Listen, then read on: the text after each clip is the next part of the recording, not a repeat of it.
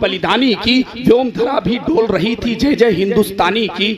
सुना रहा हूँ अमर कहानी वीर पुरुष बलिदानी की, व्योम धरा भी बोल रही थी जय जय हिंदुस्तानी की। जिसके पौरुष के आगे आंधी तूफान रुक जाते थे, जिसके पौरुष के आगे आंधी तूफान रुक जाते थे, जिसकी ताकत के आगे मुगलों के सिर झुक जाते थे, जिसके पौरुष के आगे आंधी तूफान रुक जाते थे, जिसके पौरुष के आगे आंधी तूफान रुक जाते थे, जिसकी ताकत के आगे मुगलों के सिर झुक जाते थे।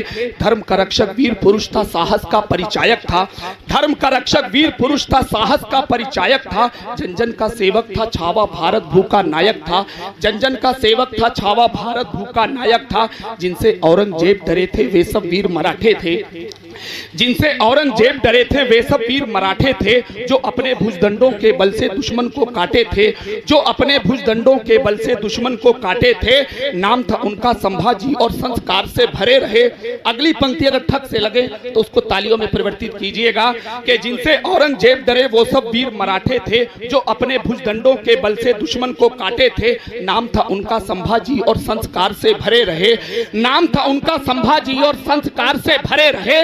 नाम था उनका संभाजी और संस्कार से भरे रहे, और संस्कार से भरे रहे। अपने हिंदू धर्म की खातिर तत्परता से खड़े रहे। अपने हिंदू धर्म की खातिर तत्परता से खड़े रहे। 100 से ज्यादा युद्ध लड़े थे, कभी न रण में हारे थे। 100 से ज्यादा युद्ध लड़े थे, कभी न रण में हारे थे। मानव की क्या बात करे, वो शेर के जबड़े फाड़े थे। 100 से ज्यादा युद्ध लड़े थे, कभी न रण में हारे थे। मानव की क्या बात करे, वो शेर के जबड़े फाड़े थे। औरंग को जब ज्ञात हुआ कि लड़कर जीत न पाऊंगा, औरंग को जब ज्ञात हुआ कि लड़कर जीत न पाऊंगा, तब वो सोचा घात लगाकर इनको मार गिराऊंगा। औरंग को जब ज्ञात हुआ कि लड़कर जीत न पाऊंगा, तब वो सोचा घात लगाकर इनको मार गिराऊंगा।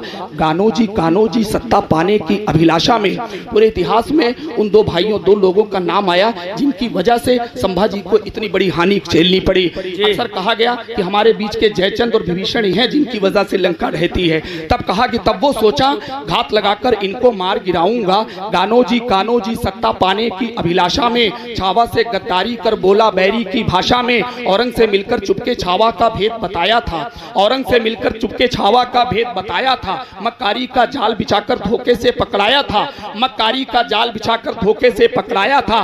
फिर जालिम औरंगजेब ने हदे क्रूर की पार किया, फिर जालिम औरंगजेब ने हदे क्रूर की पार किया। उंगली काटी खाल उतारी ऐसे घातक वार किया। फिर जालिम औरंगजेब ने हदे क्रूर की पार किया। उंगली काटी खाल उतारी, उंगली काटी खाल उतारी ऐसे घातक वार किया। छोटी सी जब सुई